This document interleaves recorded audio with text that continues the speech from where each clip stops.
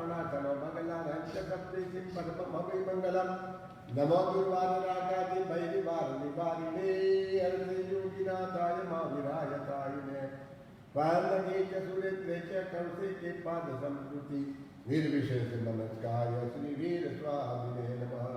ओंकार वेद संयुक्तं नित्यं ध्यायन्ति योगिना कामदं मोक्षदं चैव ओंकाराय नमो नमः। अज्ञानतिमिरान्धानां ज्ञानाञ्जनशलाकया नेत्रमुन्मीलितं येन तस्मै श्रीगुरुवे नमः। 18 पाप स्थानक में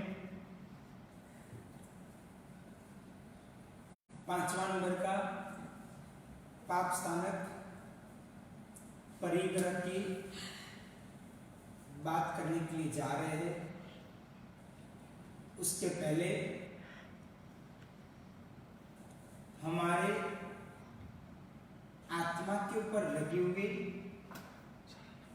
कर्म मैल को धोने के लिए परिग्रह नाम के पापस्थानक की अद्भुत भाववाही स्तुति सुनने का प्रयत्न करते हैं।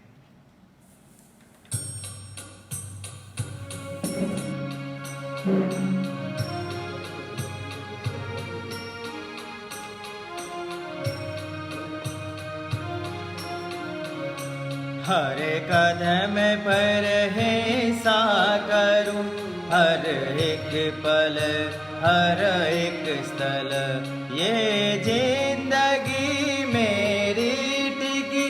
कितने जीवों की मौत पर कब मुनि बनूं, सब कुछ सहूं, पर दुख कभी किसी को न दूं। इस पापमय संसार छोड़ इस पापमय संसार को कब छोड़ दूं, कब मुनि बनूं। कभी लोभवश कभी हास्यवश, कभी क्रोधवश भयवश, कभी कितना असत्य वचन कहो दिन प्रभु जानो सही। कब मुनि बनूं जब भी कहो, हित वचन सत्य वचन कहो। इस पापमय संसार को कब छोड़ दूं, कब मुनि बनूं। इस पापमय संसार को कब छोड़ दूं, कब मुनि बनूं। भूख प्यास घर में ठंड हो, मुनि सहन कर लेते सभी। पर जो किसी ने ना दिया साधन नहीं लेते कभी। मैं तो जहाँ से जो मिले जैसे मिले लेता रहूं।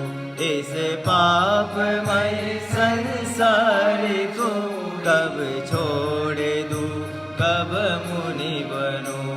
इस पापमय संसार को कब छोड़ दूं, कब मुनि बनूं।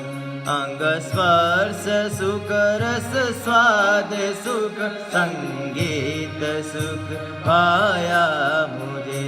रंग रूप ने तो रात दिन बेराम दर्द पाया मुझे।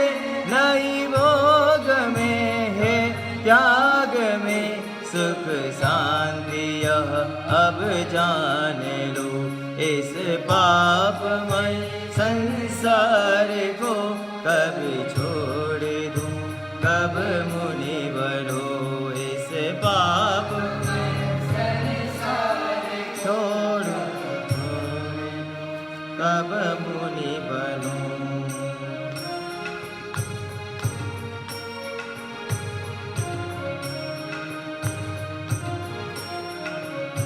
ना देव गुरु धर्मिको की भक्ति ना प्राणी दया ना देव गुरु साधर्मिको की भक्ति ना प्राणी दया दुखियों की ना करुणा कभी बस धन ही मन पे छा गया दुखियों की ना करुणा कभी बस धन ही मन पे छा गया धन के बिना जीवन गुजारे साधुओं की क्या कहूँ धन के बिना जीवन गुजारे साधुओं की क्या कहूँ इसे पापमय संसार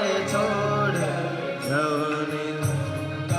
मुनि बनो इस पापमय संसार को कब छोड़ दूं कब मुनि बनो इस पापमय संसार को कब छोड़ दूं कब मुनि बनो कब छोड़ दूं कब बनो कब छोड़ दूं कब मुनि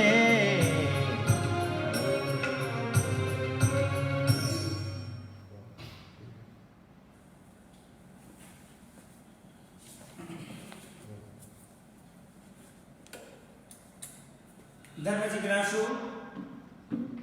भाई और बहनों 18 पाकिस्तानक ऐसे प्रकार के हैं हर एक व्यक्ति को अपने जीवन काल में दुख दिलाने वाले आत्मिक शांति को के द्वारा दूर करने वाले और मात्र की मात्र अशांति मानसिक चिंता दुख आदि व्याधि और एकमात्र उपाधि देने वाले अगर कोई है तो ये 18 पापस्थानक है 18 पापस्थानक में 5वां नंबर का पाप स्थानक अगर कोई हो तो वो परिग्रह नाम का गुलाम है भाग्यशाली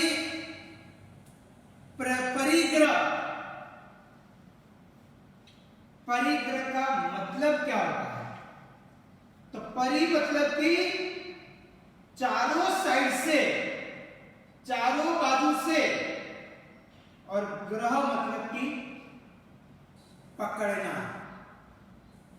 हर एक जगह से हर एक चीज प्राप्त करने की आसक्ति रखना उसे ही परिग्रह माना जाता है परिग्रह कहा जाता है भाग्यशाली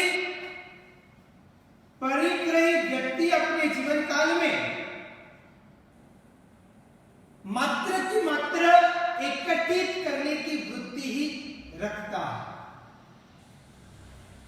इधर से कोई चीज मिली तो भी प्राप्त करना उधर से कोई चीज मिली तो भी प्राप्त करना कहां से भी कोई भी चीज मिलती है तो मात्र की मात्र संग्रहित करना संग्रहखोरी रखना मात्र की मात्र लेने की वृत्ति रखना कभी भी जिंदगी के अंदर किसी को देने की दानत नहीं आना और बस हर एक व्यक्ति के पास से जितनी भी चीज मिले जितनी मात्रा में मिले वो सभी चीज एकत्रित करने की वृत्ति रखना ऐसी आसक्ति रखना इसको कहा जाता है परिग्रह बाकी सभी जरूरियात की चीज है हर रोज इस्तेमाल आती है तो आप रखो उसमें कोई मना नहीं है परंतु जो बिन जरूरी है बिगर काम की चीज है वैसी चीज चीजों के प्रति आसक्ति रखना। तो भाग्यशाली इसको ही परिग्रह कहा जाता है। भाग्यशाली परिग्रह दो प्रकार के कहे जाते हैं। एक है बाह्य परिग्रह और दूसरा है अभ्यंतर परिग्रह। बाह्य परिग्रह के अंदर आता है कि दुकान, व्यापार, गाड़ी, मकान, बंगलो, फैक्ट्री, कपड़े, जूते इत्यादि अनेक प्रकार की चीजों का समावेश यह बाह्य परिग्रह के अंदर होता है। भाग्यशाली कई बार हम किसी के वहां गुचरी लेने के लिए जाते हैं ना, किसी के वहां घर के अंदर पगलिया के लिए जाते हैं ना, किसी की तबीयत अनुकूल न हो और मांगे सुनाने के लिए जाते हैं ना, तो तब देखते हैं घर के अंदर जितने मेंबर नहीं होते ना, उससे अधिक, उससे 2 गुना 3 गुना, कई घरों के अंदर 4 और 5 गुना उनके घर के अंदर जूते मिलने का प्रयत्न होता है। लोग घर के अंदर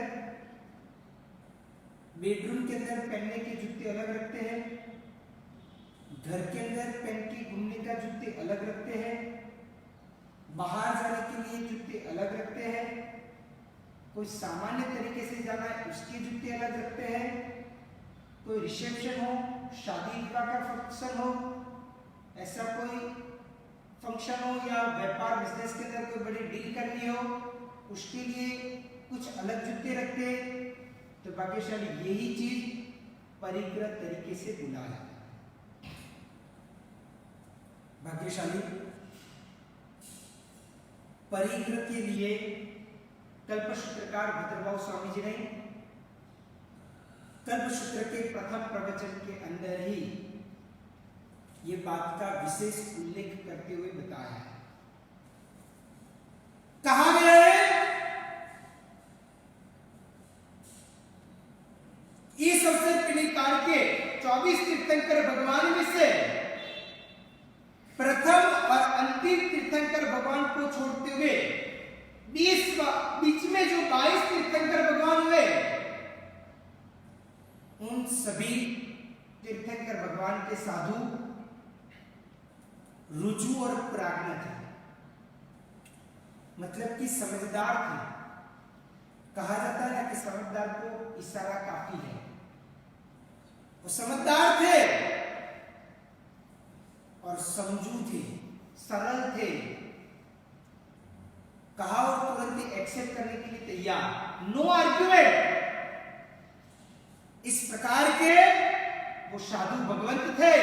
वो जमाने के लोग ऐसे थे जो प्रथम और अंतिम तीर्थंकर भगवान हुए, उनके बीच के जो 22 तीर्थंकर भगवान हुए, उनके समय काल की बात है।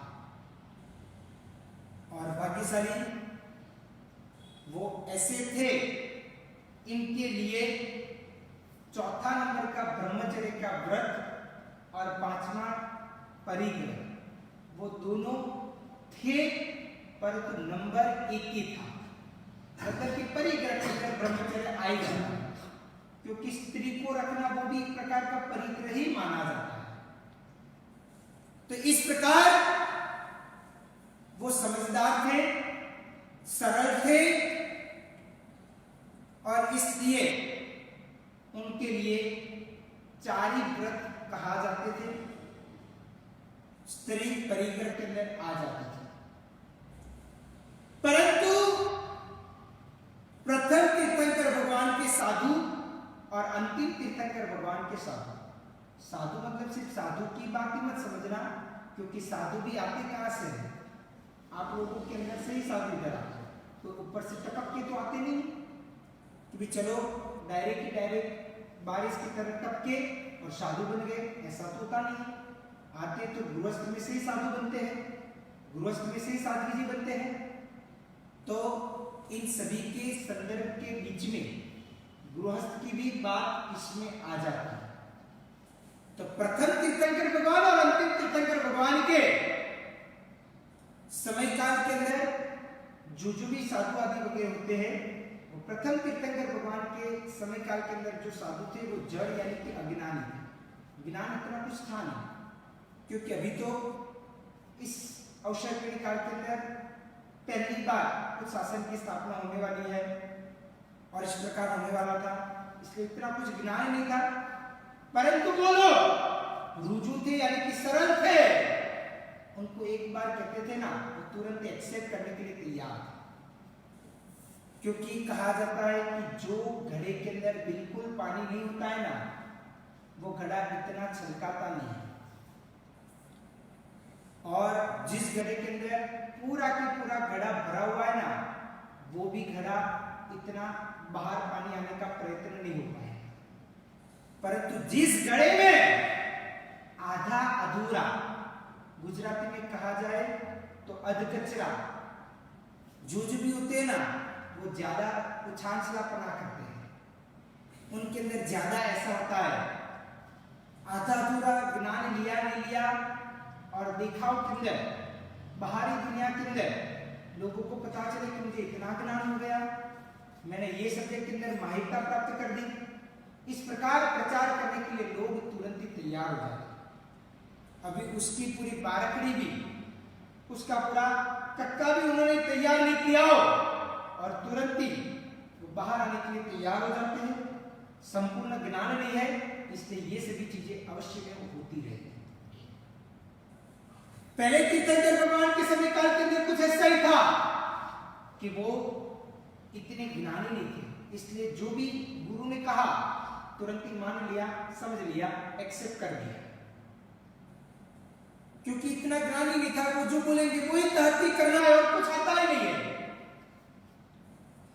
और बीच वाले जो 22 तीर्थंकर भगवान के समय काल के जो थे ना, वो समझदार थे, एक थोड़ा सा इशारा क्या हिंट दिया और तुरंत ही समझ जाते थे, कहने का भावार्थ समझ जाते थे, अर्थ समझ जाते थे, उनका मतलब पता चल जाता था।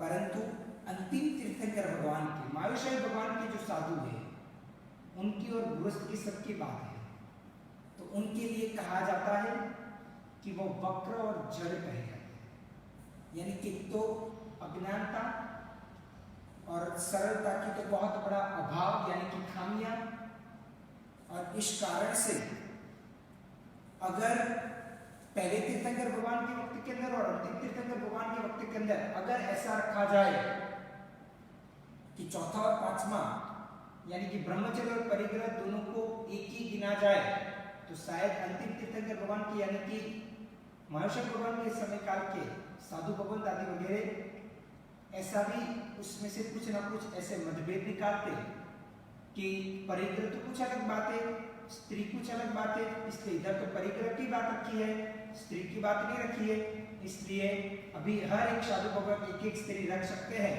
इस प्रकार न कर दे, इसलिए ब्रह्मचर्य को अलग किया और परिग्रह को भी अलग रखा। इसलिए 5 महाव्रत हुए, पालना पहले से लेते हुए 24 तीर्थंकर भगवान के सभी साधु भगवत को एक जैसा ही है, परंतु नंबरिंग जो है उसमें बीच वाले जो 22 तीर्थंकर भगवान के साधु को 4 व्रत और पहले और अंतिम तीर्थंकर भगवान के साधु को 5 व्रत, इस प्रकार का इधर उड़ा जाता है।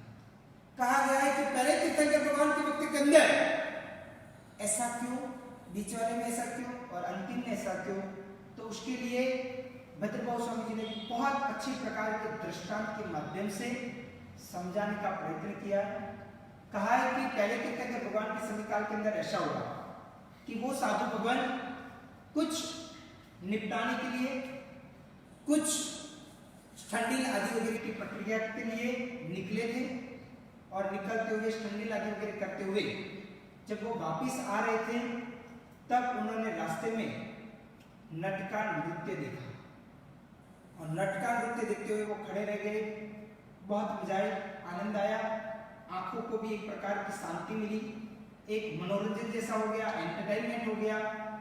जब वापिस उपास ले आए गुरु भगवान ने पूछा कि क्यों इतनी देर हुई, तो उन्होंने कहा सहजता से, सरलता इतनी थी, तुरंत ही कह दिया, जैसा था वैसा बोल दिया, उसमें कोई भी प्रकार का कपट नहीं, कोई आर्गुमेंट नहीं, जो था निखालस भावपूर्वक उन्होंने गुरु भगवान के सामने प्रस्तुत कर दिया कि बस गुरुदेव और तो कुछ नहीं, परंतु नटका नृत्य देख रहे थे, इसमें इतना देर हो गया।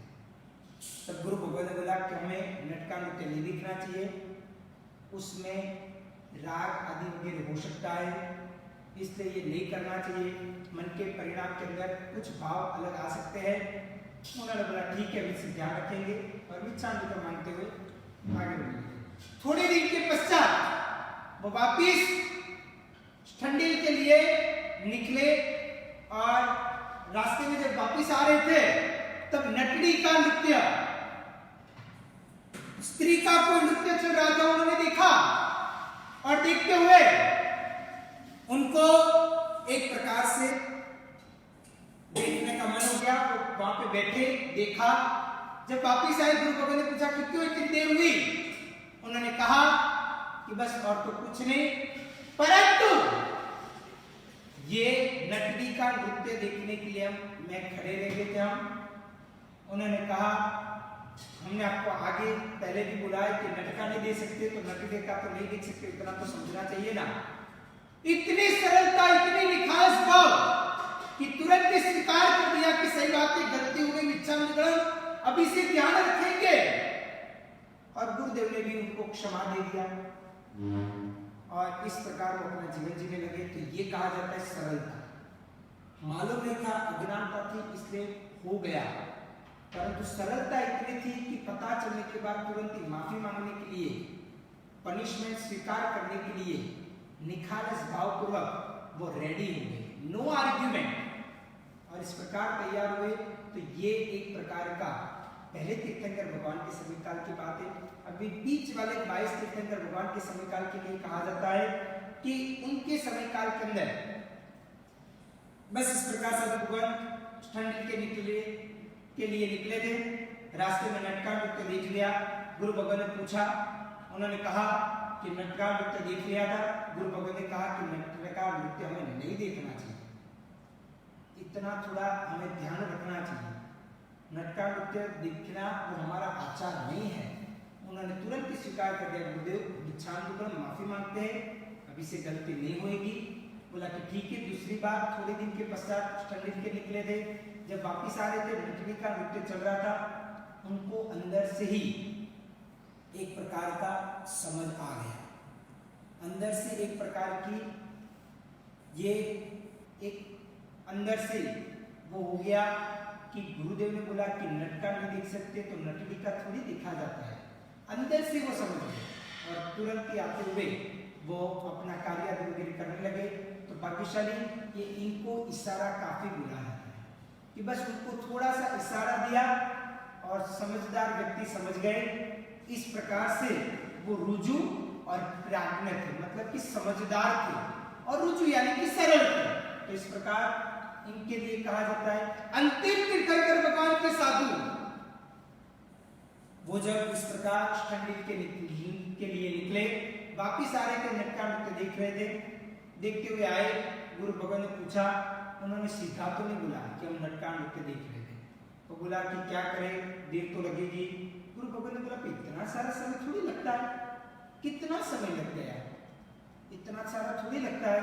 उन्होंने बोला कि क्या करें, अभी धीरे धीरे गए थे, धीरे धीरे आ रहे थे, सबको साथ में लेके चल रहे थे, इसलिए इतना तो समय लग गया, अभी करें तो क्या करें।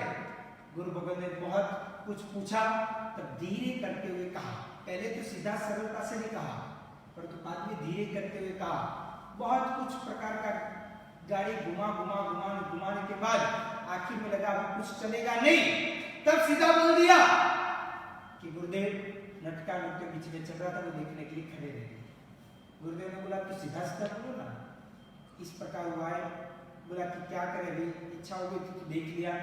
गुरु भगवान ने बोला कि ये हमें आचार हमारा नहीं है, हम साधु है, हमें इस प्रकार नहीं देखना चाहिए। तो वो गुरु भगवान से माफी मांगने की जगह पे गुरु भगवान को कहने लगे कि ये सभी नीति नियम आपको पहले समझाना चाहिए ना। अभी आपको इतना पता नहीं चलता है, गुरु आप बने हो, शिष्य में हूं, तो आपको इतना पता नहीं चलता है कि आपको ये सभी चीजें समझानी चाहिए। अभी गलती होने के बाद डांटते रहते हो, इसकी जगह पे पहले से समझाने का आपको इतना आपको नहीं पता चलता है। गुरु बन गए, परंतु थोड़ी इतनी भी समझ आपके अंदर होनी चाहिए ना। यानी कि शिष्य होने के बाद में भी गुरु को इस प्रकार कहना, तो ये एक प्रकार से जड़ और वक्रता कही जाती है। सीधा सीधा नहीं कहना, पर तो गाड़ी गोल गोल गोल गोल वक्रता की तरह घुमा के बाद में ये बात करना, तो ये एक प्रकार की वक्रता कही जाती है। थोड़े समय के बाद जब वो स्टर्निंग के लिए निकले, जब वापिस आ रहे थे, तब नटड़ी का नृत्य देखने लगे। बहुत अच्छा लगा, राग वाला था, मनोरंजन हुआ। वापिस जब आए, गुरु भगवान ने पूछा, तब वापिस भी गोल गोल गोल गोल घुमाने के बाद में काफी समय के बाद में उन्होंने कहा कि नटड़ी का नृत्य देख रहे थे। तो बोला क्या मैंने आपको बोला था कि नट का नृत्य नहीं देख सकते। तो इतना समझ नहीं आता है कि नट का नहीं देख सकते, पुरुष का इस प्रकार डांस या तो नट का इस प्रकार होना ये नहीं देख सकते, तो नटड़ी तो विजातीय बोली जाती है, तो उनका तो नहीं देखना चाहिए ना, उसमें अधिक राग उत्पन्न हो सकता है, पाप का कारक कहा जाता है, इसलिए वो नहीं देखना चाहिए। उतना तो समझ में आना चाहिए ना। तो उन्होंने बोला अभी आपको इतना पता नहीं चलता है गुरु होते हुए कि पहले आपने जब नट का बोला था तब नट्टी का भी मत देखना, उतना बोलने में आपको क्या जाता था? आपने तब क्या बोला था? नट का नहीं देखना चाहिए। आपने थोड़ी ऐसा बोला था कि नट्टी का भी नहीं देखना चाहिए। अभी हमको क्या मालूम कि नटड़ी का भी नहीं देखना चाहिए? आप एक तो समझाते नहीं हो और फिर बारी बारी से डांटते रहते हो। अभी जो भी एक साथ में बोल दो कि ये देखना, ये नहीं देखना, ये देखना, ये नहीं देखना, ये सभी क्या, ये सब इतना पता नहीं चलता। ये सभी क्या बोला जाता है? एक तो जड़ता और उसके अंदर भी वापिस वक्रता, यानी कि इतना होने के बाद में भी माफी मांगने की जगह पे, क्षमा याचना करने की जगह पे अपनी ही भूलों को छावरना, यानी कि उसको ही ज्यादा से ज्यादा बढ़ाने का प्रयत्न करना, तो ये एक प्रकार से वक्रता और जड़ता कहा जाता है। तो इसलिए उनके लिए इस प्रकार व्रत और नियम की बातें बताई गई है। वैसे ही श्रावकों के लिए भी, गृहस्थ के लिए भी कहा जाता है कि एक बार एक लड़का था, जब होता था तो पिताजी के सामने बोलता था।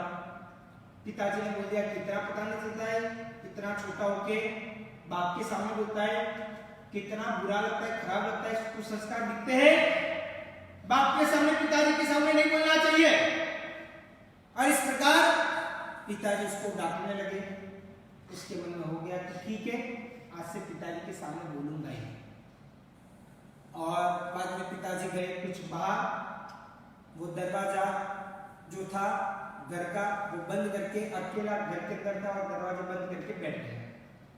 अभी वो दरवाजा एकदम जाली जैसा ही था, मतलब कि आर पार दिखता था, और वैसा बंद करके लॉक करके बैठ गया। सामने झूला था, झूले के अंदर झूलने लगा। और सामने जब पिताजी आए तब पिताजी ने बोला दरवाजा खोल, दरवाजा खोल। सामने बैठा हुआ लड़का है, सामने दिखता है, सामने बैठा है। बोलते हैं तो अभी वो बिल्कुल पिताजी के सामने आवाज देना, बोलना आदि वगैरह नहीं करता है, क्योंकि वो भी बस चुपचाप बैठ गया। पिताजी ने काफी प्रकार से बोला कि तू खोल दरवाजा, खोल दरवाजा, खोल, बहुत चिल्लाया, पर तो बेटा जवाब देता नहीं, बेटा गेट खोलता नहीं है। तब जाके पिताजी को पीछे के मार्ग के द्वारा उधर वो जो घर की दीवार थी उसको कूदते हुए अंदर आए और बेटे को बोला कि कम से कम जवाब तो देना चाहिए। पिताजी ने इतना पूछा तो बोलना तो चाहिए ना। अरे क्या बोलना चाहिए? आप पहले बोलते थे कि पिताजी के सामने बोलने का नहीं, अभी बोलते हो कि पिताजी के सामने बोलना चाहिए ना। इतना सामने में खड़ा था, तुझे इतना पूछ रहा था और तू बोलता भी नहीं है। पहले बोलते थे कि पिताजी के सामने बोलना नहीं, तो मैंने तय किया कि अभी बोलूंगा नहीं। अभी आप बोल रहे हो कि पिताजी पूछ रहे थे तो जवाब देना चाहिए, बोलना चाहिए। अभी मैं क्या करूं? बोलूं तो बोलते हैं कि बोलना नहीं, मैं नहीं बोलूं तो बोलते हैं कि बोल तू। अभी करूं तो क्या करूं? तो भाग्यशाली इसको क्या कहा जाता है? वक्रता और जड़ता कहा जाता है। समयज्ञता नहीं बोला जाता है।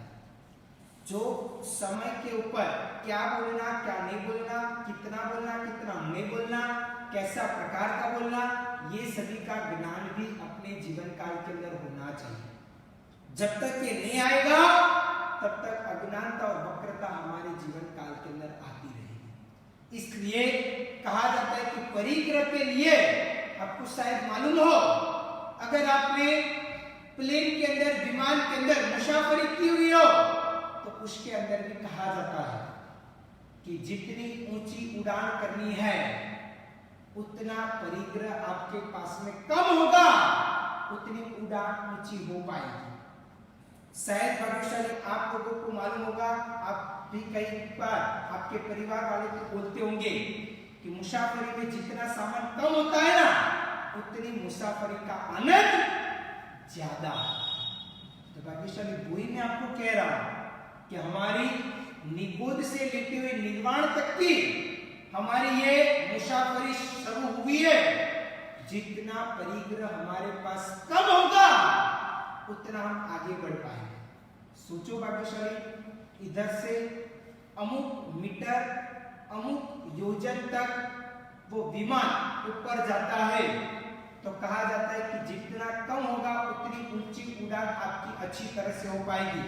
आपको शायद मालूम हो तो प्लेन की टिकट के अंदर भी लिखा हुआ होता है कि आप इतने किलो, कुछ 15-20 किलो की बात आती है कि इससे पर पर्सन 15-20 किलो से अधिक आपको लेना नहीं है, इस प्रकार की बात लिखी हुई मिलती है। भाग्यशाली सोचो कि इतनी उड़ान करनी है तो अभी आपका परिग्रह कम करना पड़ता है, तो ये उतनी ऊंची उड़ान हो सकती है। अगर ज्यादा सामान लेके गए तो वहां पे किलो के माध्यम से वहां पे नापा जाता है और बाकी का सामान बोलते कि इधर ही आप रख दो, इधर ही छोड़ना पड़ेगा, आपको विमान में बैठना है तो, और इस प्रकार की बात आती है। तो सोचो भाग्यशाली, हमें तो पहुंचना है 7 राजलोक ऊपर जहां पे सिद्ध शिला आई हुई है। तो भाग्यशाली इतनी ऊंची उड़ान करनी है तो हमें अपने जीवन काल के अंदर संपूर्ण तरीके से परिग्रह का जब तक त्याग होगा तब ही हम अपने जीवन काल में इतनी बड़ी ऊंची उड़ान तक पहुंच पाएंगे। तो भाग्यशाली आज इधर तक देखते हैं, आगे की बाबतों का विवरण आगे के प्रवचन के अंदर देखने का, परिग्रह का प्रयत्न, वो पाप स्थान को समझने का प्रयत्न हम आगे करते रहेंगे। दृष्टांत के माध्यम से अनेक प्रकार की बाबतों का विवरण मैं आपके समक्ष ऐसा लेके आऊंगा ताकि दिल और दिमाग तक ये बात घुस जाए और जीवन में परिग्रह नाम का पाप उत्तर कम होता रहे। इस प्रकार का प्रयत्न आने वाले प्रवचन से करेंगे। कल सुबह में भाग्यशाली, कल दशम का दिन है और दशम का दिन बुधवार का दिन हमारे उपकारी, जिनको एक प्रकार से गुरु मां तरीके से पुकारा जाता था, जिनके अंदर शासन के प्रति, धर्म के प्रति, देश के प्रति एक जबरदस्त प्रकार की दाद थी, जिन्होंने अपना संपूर्ण जीवन शासन को समर्पित करने के लिए अपना पूरा जीवन समर्पित किया। वैसे परम पूज्य पन्यास युग प्रधान आचार्य श्रम श्री चंद्रशेखर विजय जी महाराज साहेब की 9वीं स्वर्गारोहण तिथि के उपलक्ष्य में कल सुबह में 9:30 बजे गुणानुवाद का भव्य आयोजन श्री सुपार्श्वनाथ जैन संघ तिरुनेलवेली तमिलनाडु से लाइव प्रसारण आपके घर तक जरूर होएगा। सुबह 9:30 बजे आप भी जुड़ो और सभी को जोड़ते हुए ये कार्यक्रम के अंदर आगे बढ़ो। ये ऐसे महान पुरुष थे, उन्होंने पूरी जिंदगी शासन के लिए खर्चने का प्रयत्न किया। तो भाग्यशाली ऐसे वीरल विभूति ऊर्जावान पुरुष, इनको हम कल के दिन उनके गुणों को देखने का प्रयत्न करेंगे। आज इधर तक रखते, वितरा की आज्ञा में कुछ भी बोला तो मिच्छामि आचार्य भगवंत के मुखारविंद के द्वारा सर्व मंगल का पाठ सुनते हैं। सर्व मंगल मांगल्यं सर्व कल्याणकारिणं प्रदानं सर्व धर्माणां जय जय